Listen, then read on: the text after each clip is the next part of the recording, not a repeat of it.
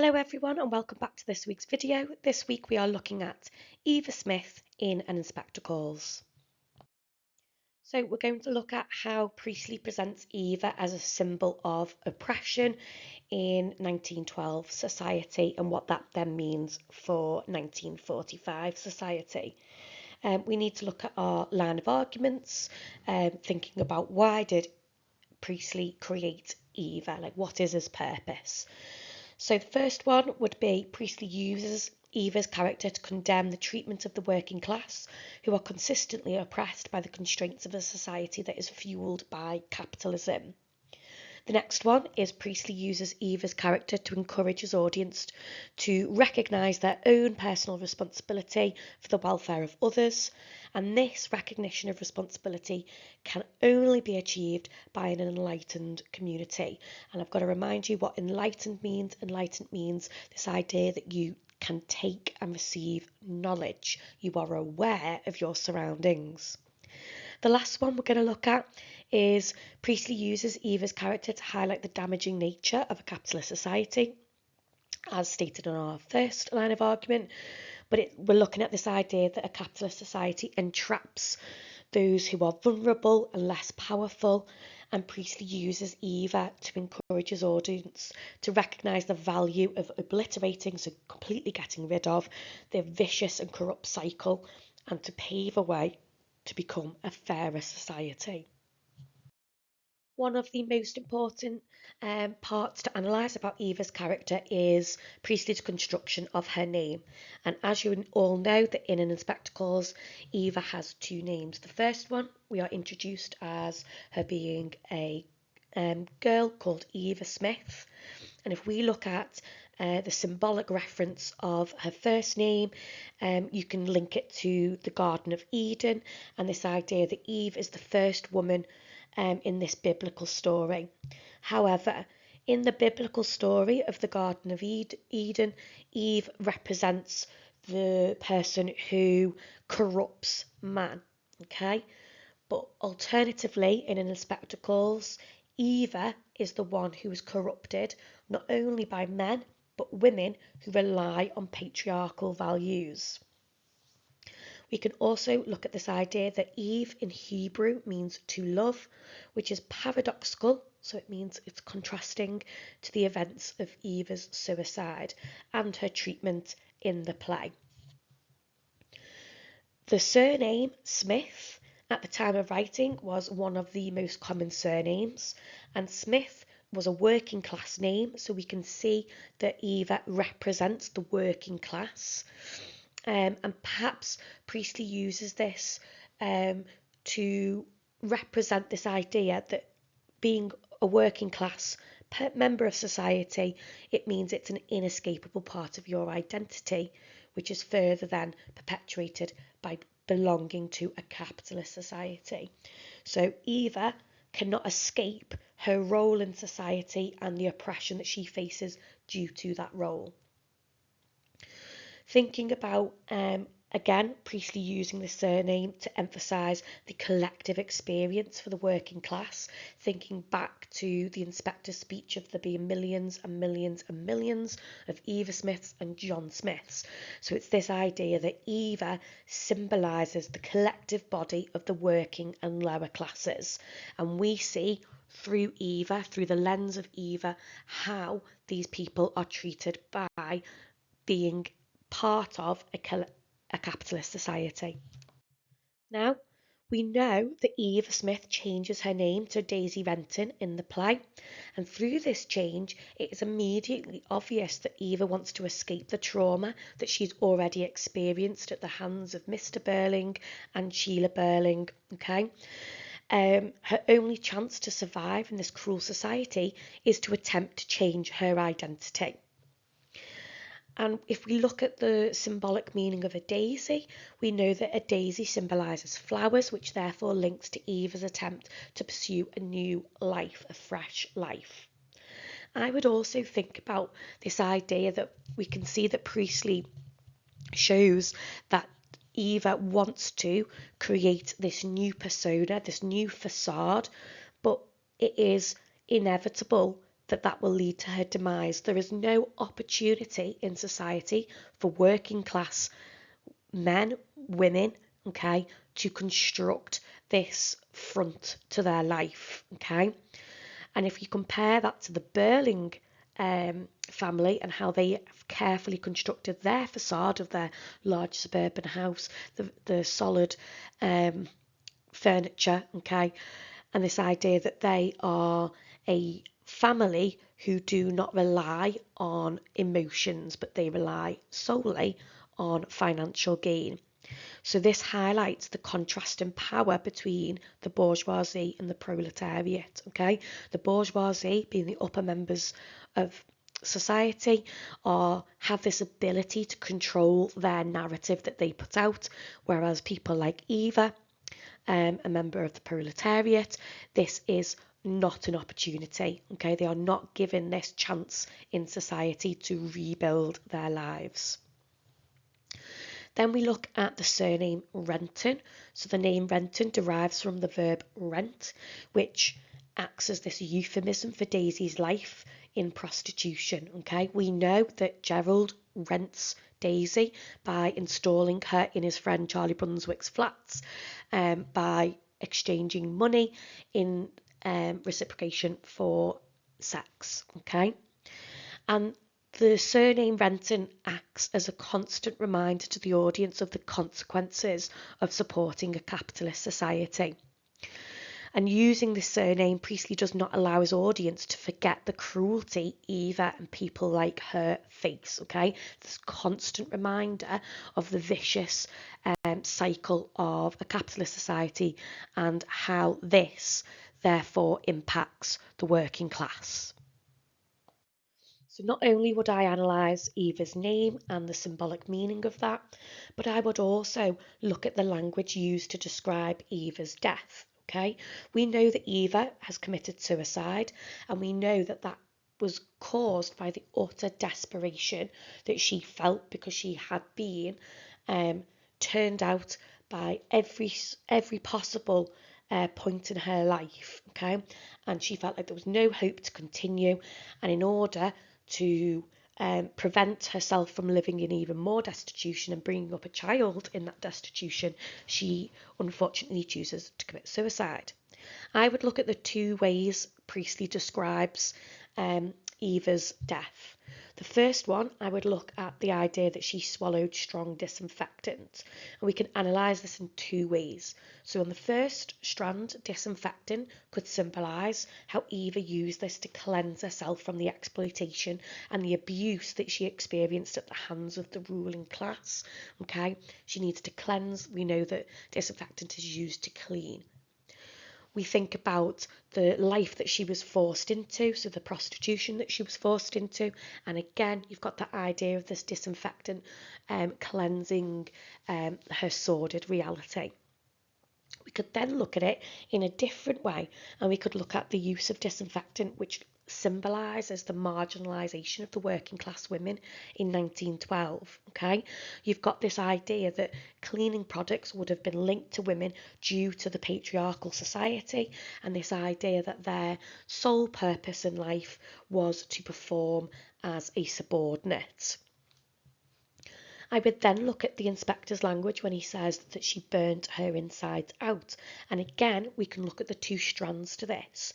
I would look at this idea that she burnt her insides out, so that verb burnt, this description by Priestley of Eva's death foreshadows the inspector's final warning to the Burling family when he says that, men will be taught in fire and blood and anguish, which for the audience is a stark reminder of the wars that society have already experienced, and it acts as a warning of how history will inevitably repeat itself if changes are not implemented. So we've got that key reference to this idea that at the hands of this society, we are causing trauma and destruction, and that is symbolised through Eva's death. We could also look at the reference to the phrase like insides out. So this is really brutal imagery, and this could symbolise the need for society to purge the corruption in which has been entrenched for decades, okay? The inequality and prejudices that are held by the elite members of society also need purging, okay? Priestley viewed World War II as an opportunity for society to build and progress away from the dangerous stagnant views held by the upper classes. So perhaps that reference to Eva burning her insides out, perhaps Priestley is showing that the war that they have experienced, or the wars, sorry, that should inevitably burn society inside out. They need to start afresh. As I mentioned when we were looking at the line of arguments for why Priestley has constructed Eva in this way, Eva is a symbol of being a victim of a capitalist society, something that we know Priestley was strongly opposed to. He was a massive supporter of the Labour Party, and he uses this play to encourage his audience to vote for Labour.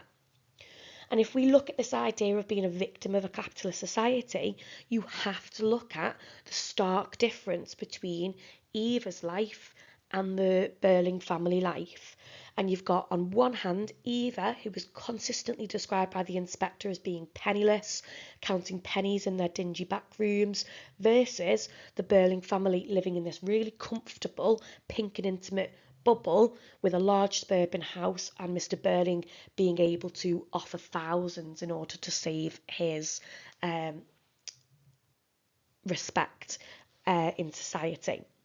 If we look at Eva's life, Priestley is exploring the impossibility women face to remain financially independent. We've seen in the play her get turned away from Mr. Burling's factory, from Millward's at the hands of Sheila, and then finally turned away at the last opportunity for her at Mrs. Burling's charity organisation. Okay, those avenues that Eva has pursued in order to live a financially stable life have all been closed off to her and taken from her. And Eva's obstacles at providing for herself are caused by those who are more powerful in society, the bourgeoisie.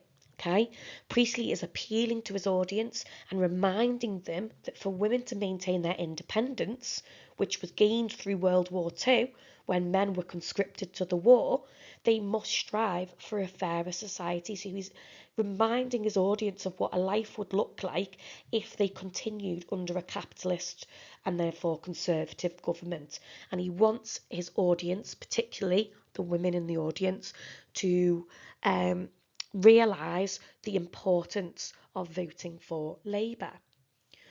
We also see through the inspector, Priestley is ensuring that the audience are constantly reminded of Eva's utter desperation and destitution. And this is the product of a capitalist society that entraps those who cannot benefit from its system. Okay, this idea that capitalist society will only ever benefit those who are more powerful and have the ability to exploit the poor, just like Mr. Burling exploits his workers. Eva symbolises those who are caught in this poverty cycle, as those who are wealthy and more powerful act selfishly and therefore oppress the working class in order to gain for themselves. And in comparison, we see the result of this oppression and we see the result of the exploitation through the Burling family wealth, which we know has been maintained and received by Mr. Burling's own exploitation of the working class. And Priestley highlights the corruption implicit within a capitalist economy in which wealth and influences are concentrated in small portions of the population. Okay, capitalism benefits the few. Okay, the few elite members of society who maintain the social hierarchy to retain their high position through the exploitation of those who need to survive. And we think about that in terms of Mr. Burling when he says higher costs and lower prices. We can see the ideology of capitalism that is entrenched in the bourgeoisie. Interestingly, Mr. Burling's statement of "I'd give thousands and thousands" reiterates Priestley's criticism that the ruling class use money to gain power and to protect their facade. Okay, Mr. Burling, when he's offering this money to the inspector, okay, he is not offering this money for Eva, okay, or to help women like Eva. He's offering the money in order to avoid the scandal that he quite often repeats throughout the play. Okay, again, we are being shown by Priestley the utter selfishness that capitalism causes. The final avenue we're going to look at when analysing Eva's character or using Eva in an essay is looking at the idea of Eva being a clear victim of patriarchal values and misogyny in the play.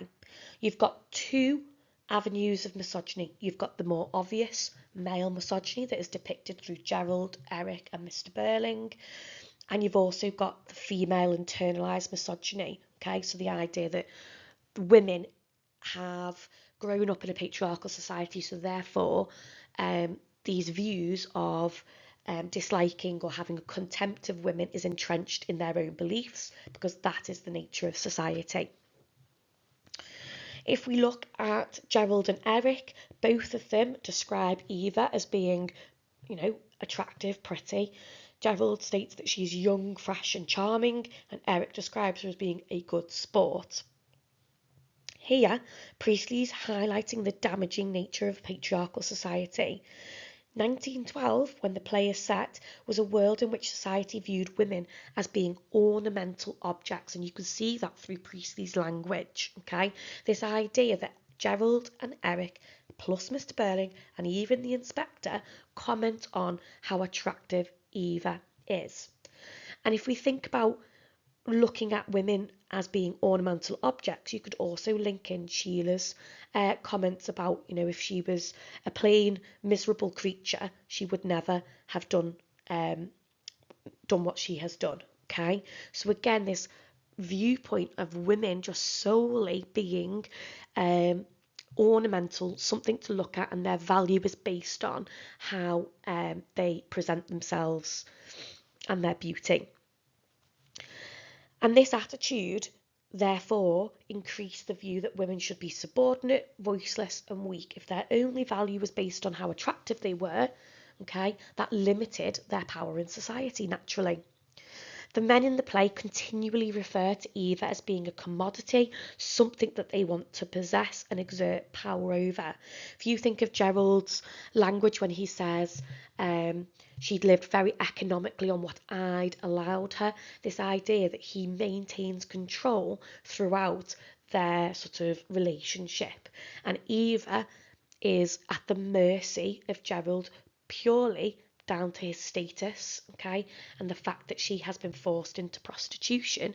She literally needs to survive, okay, and the only way to survive is to take payment from Gerald. If we look at the female internalised misogyny a little bit further, you could look at when Mrs. Burling says she was claiming elaborate fine feelings and scruples that were simply absurd in a girl in her position. We think about the word position, and that means her position in society of being a member of the proletariat. Mrs. Burling's view encapsulates how the working class were viewed to be simple and basic. Okay, they were not expected to step outside the confines of being a working class member of society. The reference to the elaborate fine feelings are reserved for the rich. Okay, so as I said, the proletariat are restricted by this idea that they are simple, less educated, okay, and very basic. Everyone in society has a designated role and place during 1912, and there is little that they can do to challenge that or move out of it, mainly because they are living in a capitalist society, and a capitalist society does not allow that sort of freedom and movement if you are of the lower classes. Priestley is revealing the dangerous nature of this society as he displays how it is intrinsically supported through the women in the play. So not only is it perpetuated by Mr. Burling and Gerald and Eric. It is also perpetuated by the women who also sort of clarify and confirm women's place. And if you think about Eva and Sheila as two female characters, what you see is Sheila develops that voice, develops that independence, and she is therefore put on a path towards enlightenment in which she will shed those capitalist beliefs and the cruelty that the ruling classes enforce.